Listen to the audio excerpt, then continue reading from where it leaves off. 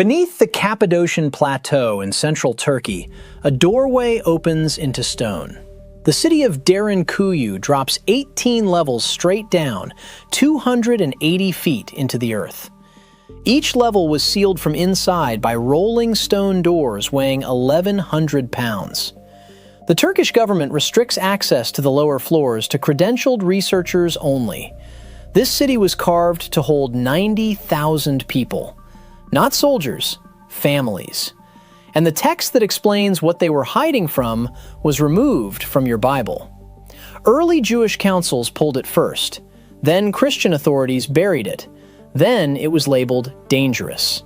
That was the fate of the Book of Enoch. Banned, buried, called dangerous for nearly 2,000 years. Then, in 1947, a Bedouin shepherd found 11 Aramaic fragments in Cave 4 at Qumran, the Dead Sea Scrolls. Fragments that matched a text the Ethiopian Orthodox Church had quietly kept canonical for 2,000 unbroken years. 2,000 years of one tradition holding what everyone else destroyed. Those fragments did not contain mythology. They did not contain poetry. They contained a survival record, a precise, sequential account of what descended, what it did, and why human beings carved cities into the earth to escape it. That is the thesis of everything you are about to see. Not allegory, literal recorded testimony.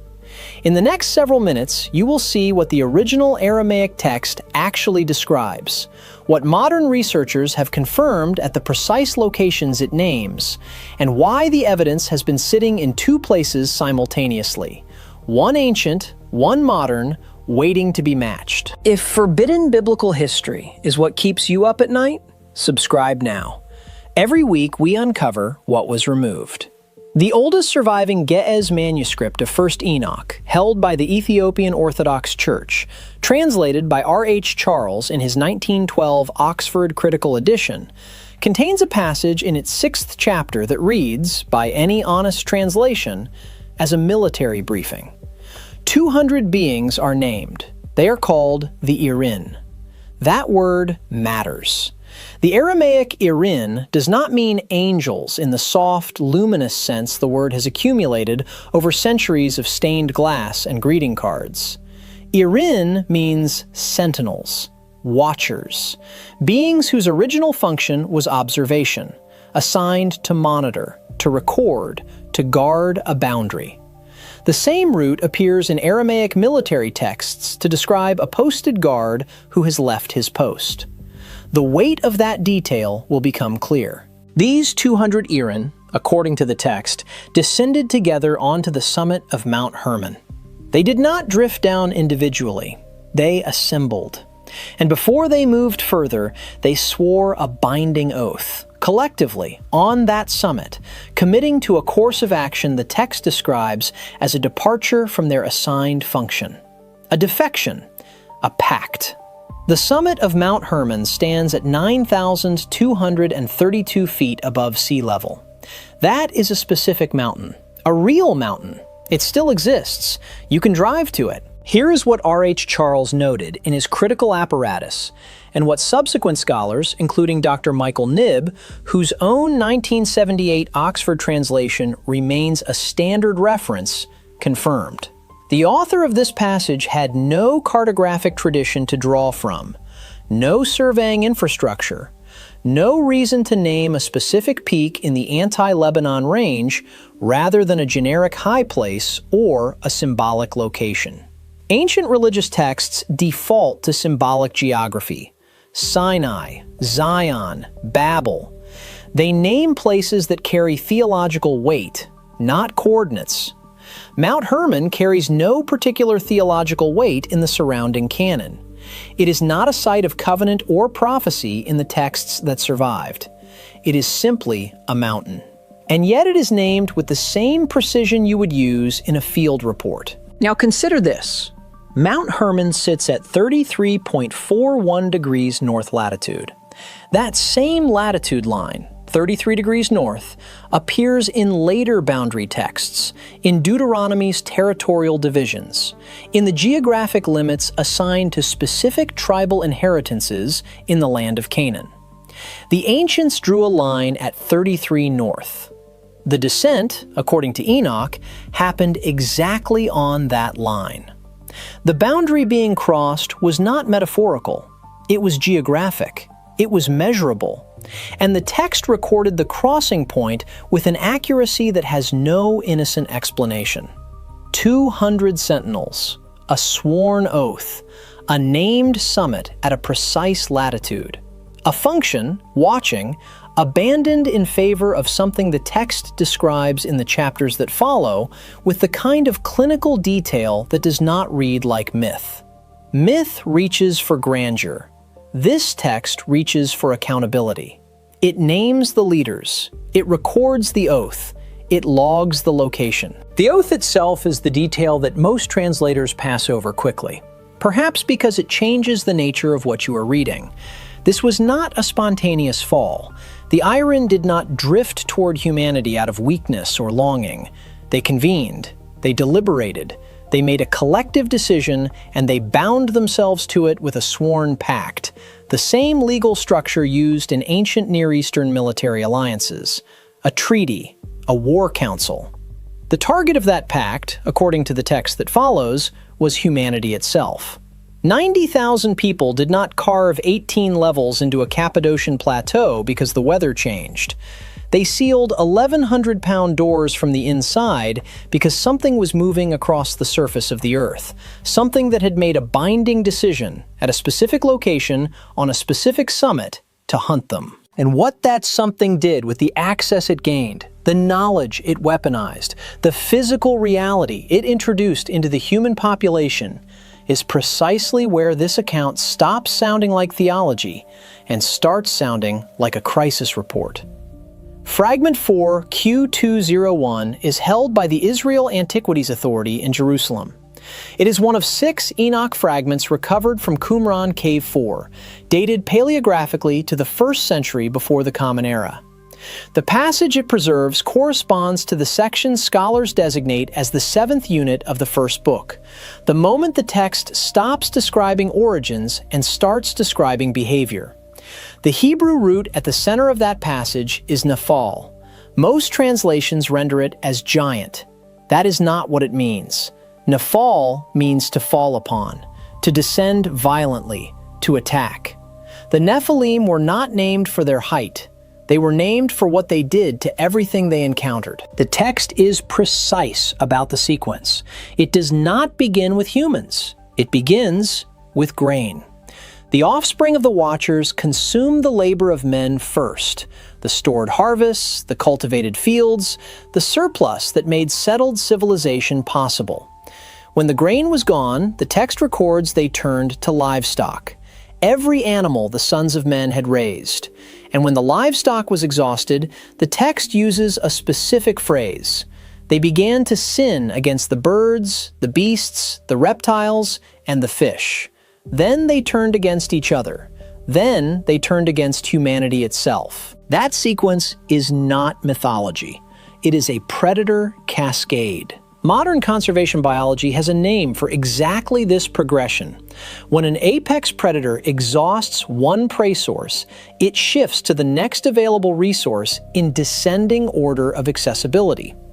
The pattern moves from cultivated to domesticated to wild to human. Ecologists at the Wildlife Conservation Society documented this cascade formally in the 1990s, but the mechanism itself is ancient. What the text describes in Fragment 4, Q201 is not supernatural horror. It is ecological collapse driven by an unchecked predator at the top of the food chain. The author of that fragment had no access to conservation biology.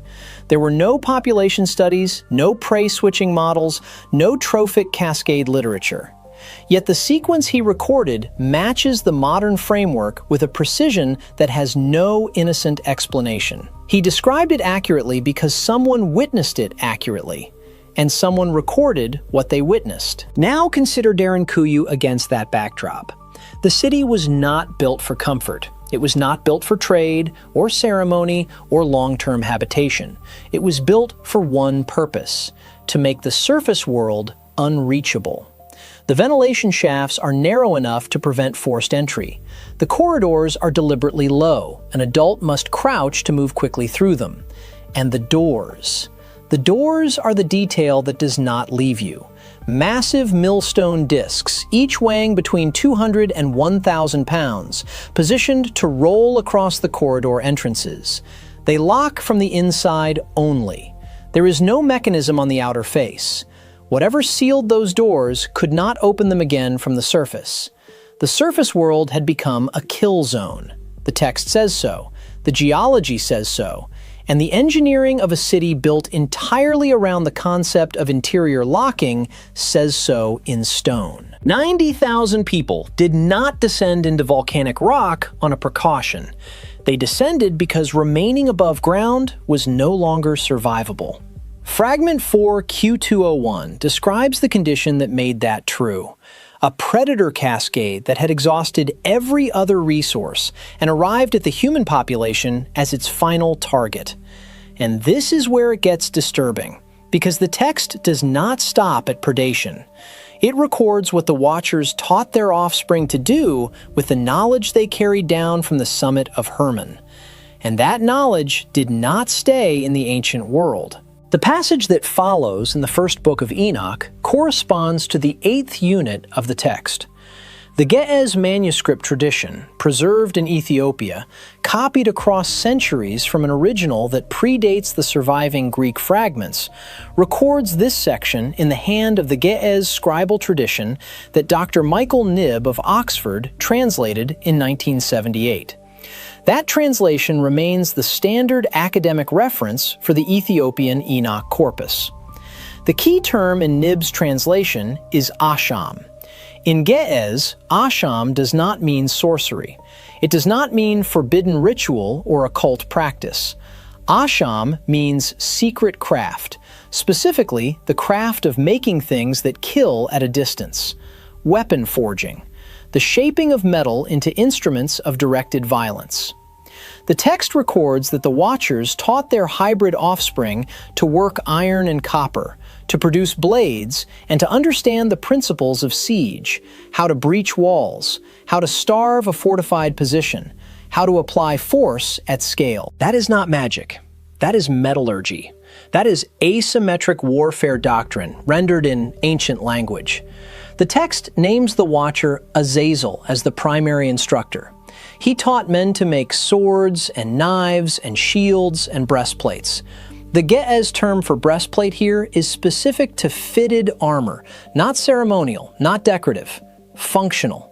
The kind worn by someone who expects to be struck and intends to survive it. Now hold that against the archaeological record. The Bronze Age transition, the period in which copper-tin alloys began replacing stone tools across the ancient Near East, accelerates in a way that conventional models struggle to explain cleanly. The diffusion of bronze working technology across Anatolia, the Levant, and the Caucasus happens faster than the gradual spread of craft knowledge between isolated communities would predict. Metallurgical historian Catherine Linduff, writing in a 2004 study published through the University of Pittsburgh, documented the anomalous speed of that diffusion. The technology moved as if it were being distributed, not discovered. The Enoch timeline maps directly onto that acceleration. The period the text associates with Watcher instruction corresponds, within the margin of ancient chronology, to the centuries in which bronze working appears simultaneously across regions with no documented contact. He had no way to know the archaeological pattern, yet the text describes a mechanism, centralized instruction by a single source to a distributed population that matches the diffusion signature precisely. The ancients called it forbidden craft. We call it asymmetric warfare. The transfer of weapons capability from a technologically superior entity to a subordinate population, creating a force multiplier that destabilizes every surrounding group. Same phenomenon, different century. And here's what that means for the 90,000 people underground. They were not hiding from creatures that were merely large or merely violent. They were hiding from something that had been armed. Something that had received instruction in how to breach fortified positions. The millstone doors of Derinkuyu, those interior locking discs, were not built against an animal threat. They were built against something that understood walls. Something that knew how to apply force at a door. The Ge'ez text does not treat this as allegory. Nib's 1978 translation presents it as a recorded transfer of technical knowledge from specific instructors to specific recipients with specific outcomes. Banned from the canon in the 4th century, preserved in cedar boxes in Aksum, never digitized, never loaned. But the text doesn't stop at what was taught.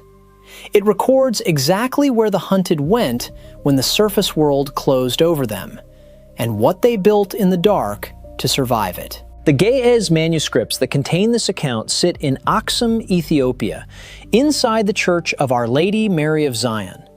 They have not been digitized, they have not been loaned to any institution. The Aramaic fragments designated 4Q201 through 4Q206 are publicly cataloged by the Israel Antiquities Authority. The finding aids are accessible today. Derinkuyu's lower 8 levels remain restricted to credentialed researchers. And Jude, verses 14 and 15 of the New Testament letter, quotes the first book of Enoch verbatim. You can check that in any New Testament sitting on any shelf right now. The millstone doors that sealed 90,000 people underground are still there, still intact, still locked from the inside. Those doors sealed from the inside tell you something was outside. If that question stays with you, subscribe. Every week this archive goes deeper.